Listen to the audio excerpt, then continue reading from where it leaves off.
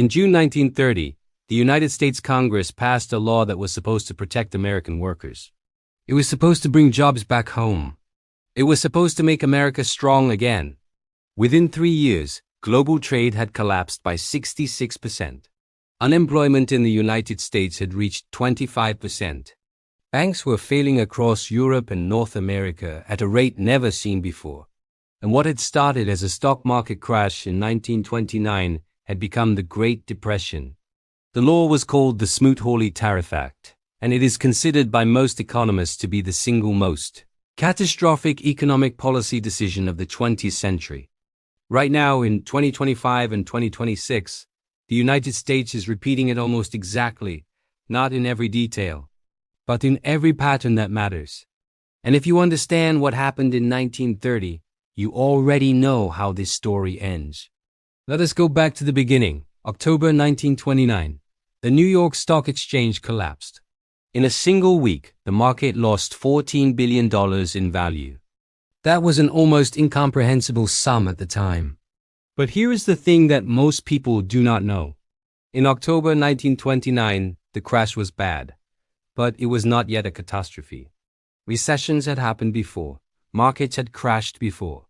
Economies had recovered before.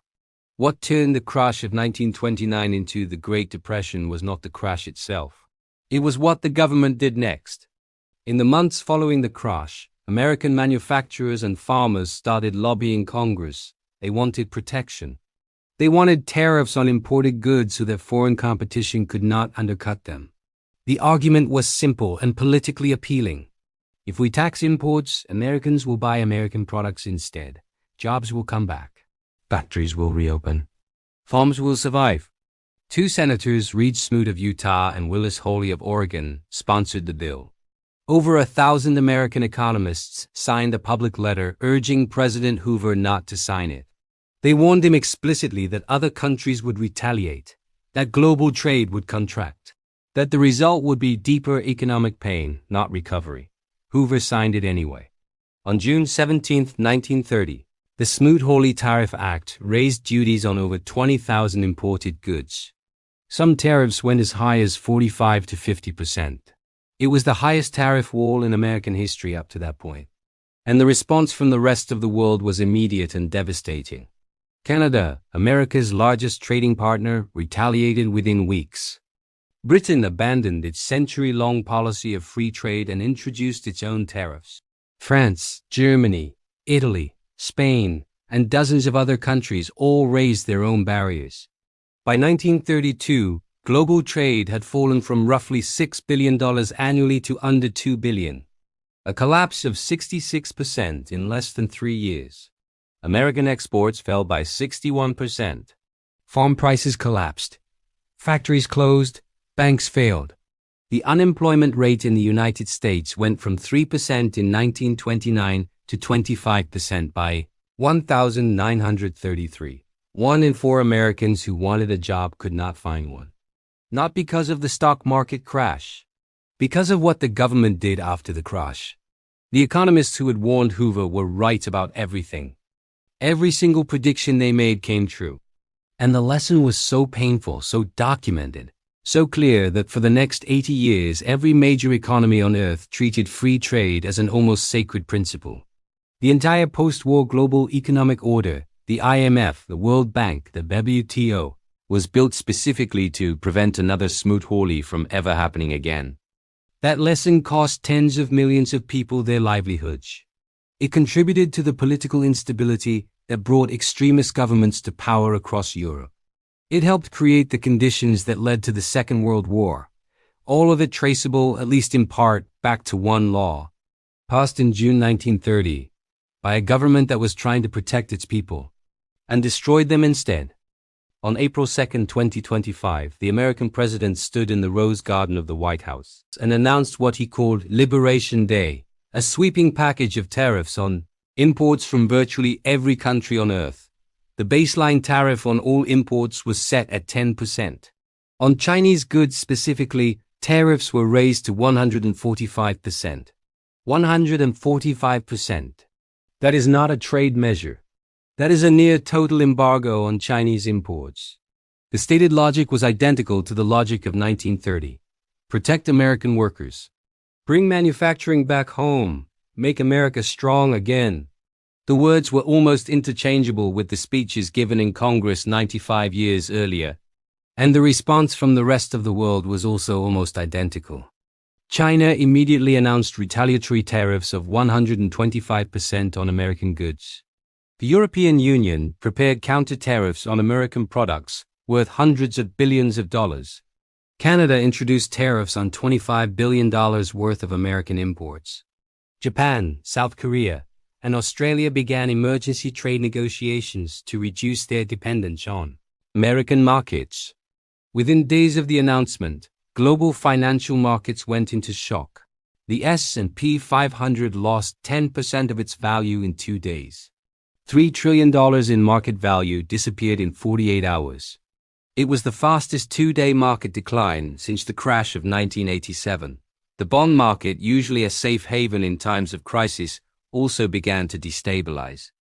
Foreign investors started selling U.S. Treasury bonds, pushing yields higher. That is the signal that matters most. When foreign investors sell American government debt, they are not making a financial decision. They are making a statement about confidence in the United States as a reliable partner. In the weeks that followed, the signals kept coming. The International Monetary Fund revised its global growth forecast downward. The World Trade Organization warned that global merchandise trade could fall by almost 3% in 2025. The shipping industry reported a sharp drop in new container bookings on trans-Pacific routes. American farmers started receiving cancellation notices from Chinese buyers for soybean and corn contracts. The same farmers that tariffs were supposedly designed to protect. Now, here's the comparison that the history books will make one day. In 1930, tariffs were raised on 20,000 goods. In 2025, tariffs were raised on goods from over 180 countries simultaneously. In 1930, the highest tariff was around 50%. In 2025, tariffs on China reached 145%. In 1930, economists warned the president not to do it. He did it anyway. In 2025, economists, former Treasury secretaries, and financial institutions around the world issued the same warnings, with the same result. The scale in 2025 is not smaller than 1930. It is larger. The global economy is more interconnected now than it was then. Supply chains that took decades to build cross dozens of borders. A tariff on Chinese components does not just hurt China. It raises costs for every American company that uses those components, which is most of them. An iPhone contains parts from over 40 countries. A Ford truck contains components from 12 countries. A Boeing aircraft contains parts manufactured in 43 countries. Tariffs do not bring those supply chains home overnight. They make every product that uses them more expensive, immediately, for everyone. And the people who pay that price are not foreign governments. They are American consumers at the checkout, every single day. The Federal Reserve estimated in early 2025 that the tariffs as announced would add between 1 and 2 percentage points to U.S. consumer price inflation, on top of inflation that was already running above the Fed's 2% target. That means higher prices for food, electronics, clothing, cars, and housing materials. It means the Federal Reserve cannot cut interest rates to stimulate the economy, because cutting rates while inflation is rising would make inflation worse. It means higher borrowing costs stay in place longer, which means more pressure on businesses, on mortgages, on credit cards, on everything. This is not a theory about what might happen. This is the documented mechanism of how tariffs actually work. And it worked exactly this way in 1930. And it is working exactly this way right now. History does not repeat exactly, but in economics it rhymes with terrifying precision. After Smoot-Hawley passed in June 1930, the damage did not happen all at once. It happened in 3 distinct phases, and those 3 phases are already beginning again. The first phase is retaliation and trade collapse. This happened within months of Smoot-Hawley. Countries raised their own barriers. Trade routes dried up. Exporters lost markets. Importers faced higher costs. This phase is already underway in 2025. China has retaliated. The EU has prepared countermeasures. Global trade forecasts are being revised downward by every major institution simultaneously. The shipping data is already showing the slowdown in real time. The second phase is financial contagion. In 1931, the trade collapse began spreading into the banking system. Banks that had lent money to exporters, to farmers, to manufacturers started seeing those loans go bad as businesses failed. The Austrian bank Creditanstalt collapsed in May 1931. That collapse triggered a chain reaction across European banking. German banks followed. British banks came under pressure. The financial crisis that had started as an American trade policy decision had become a global banking crisis within 18 months. In 2025, the warning signs in the financial system are already visible. American regional banks are sitting on significant unrealized losses in their bond portfolios. Rising interest rates combined with an economic slowdown is the precise combination that turns unrealized losses into realized ones. The commercial real estate sector in the United States is already under severe stress. Office vacancy rates in major American cities are at historic highs. The loans backing those properties are held by smaller and mid-sized banks. If economic conditions deteriorate further, those loans start defaulting, and the chain reaction that followed Smoot-Hawley in 1931 becomes relevant again. The third phase is political radicalization. This is the phase that history teachers mention least, and that matters most for understanding where we are heading. In the aftermath of Smoot-Hawley and the Great Depression, political systems that had seemed stable began to fracture. In Germany, mass unemployment and economic desperation created the conditions for the rise of the Nazi Party to power in 1933. In Italy, economic instability had already brought Mussolini to power in 1922, and the Depression deepened his hold. In Japan, economic hardship strengthened militarist factions within the government. These were not inevitable outcomes of economic depression alone, but economic desperation creates political instability. Political instability creates demand for radical solutions, and radical solutions have a way of making everything dramatically worse. In 2025, political polarization across Western democracies is already at historic highs. The economic stress that tariffs will add to households that are already stretched by years of inflation and high interest rates does not need to reach 1930s levels to create significant political consequences. It only needs to make people feel that the system is failing them. That feeling is already widespread. The tariffs will intensify it. Now, here's the question that matters most. Is this comparison too dramatic? Is history being read too literally? It is a fair question. And the honest answer is this. The 2025 situation is different from 1930 in important ways.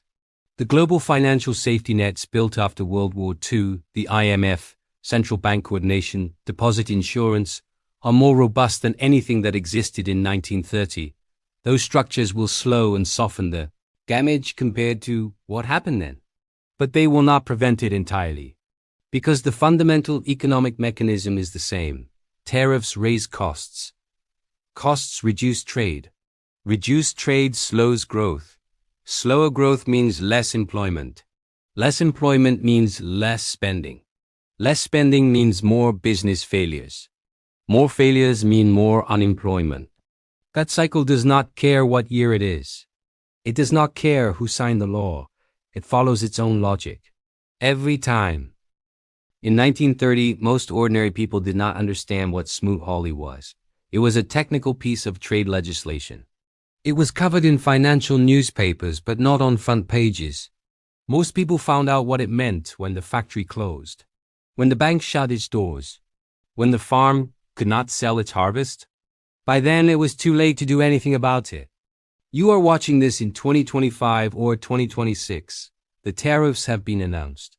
The retaliation has begun. The mechanisms are in motion. But you are watching this before the factory closes, before the bank shuts, before the harvest has nowhere to go.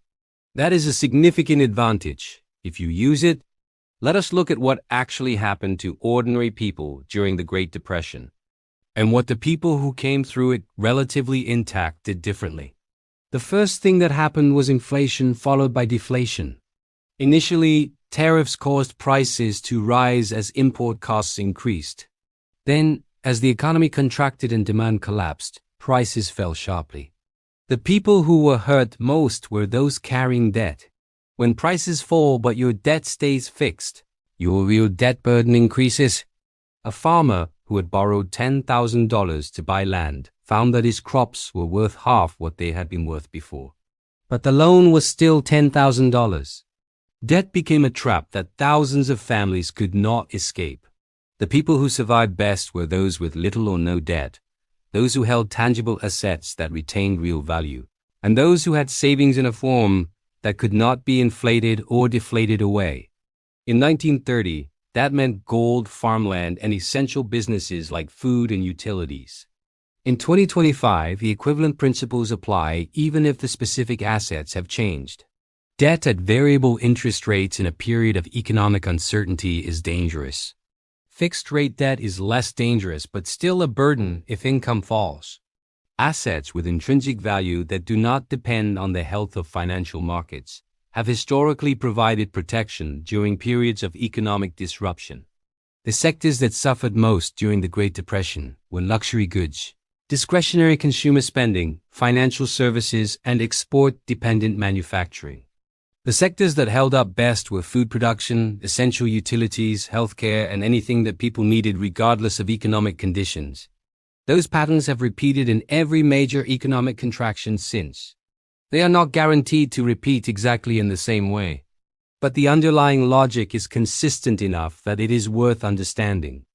There is a second lesson from 1930 that is less often discussed. The countries that recovered fastest from the Great Depression were the ones that abandoned the gold standard earliest and reflated their economies. Britain left the gold standard in 1931 and recovered faster than the United States, which stayed on gold until 1933. The lesson is that policy flexibility matters enormously during economic crises. The countries and institutions with the most room to maneuver are the ones that can respond most effectively when things go wrong. In 2025, the United States Federal Reserve has less room to maneuver than it would like. Inflation is still elevated. Interest rates are still high. The government deficit is enormous. Debt is at $38 trillion.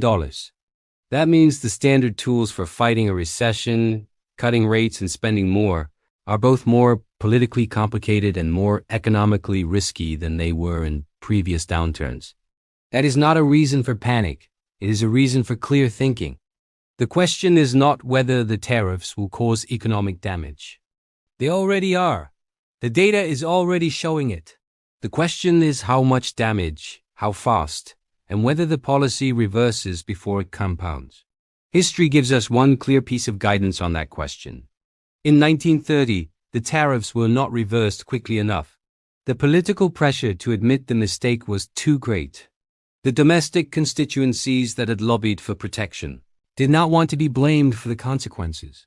So the policy stayed in place and the damage compounded.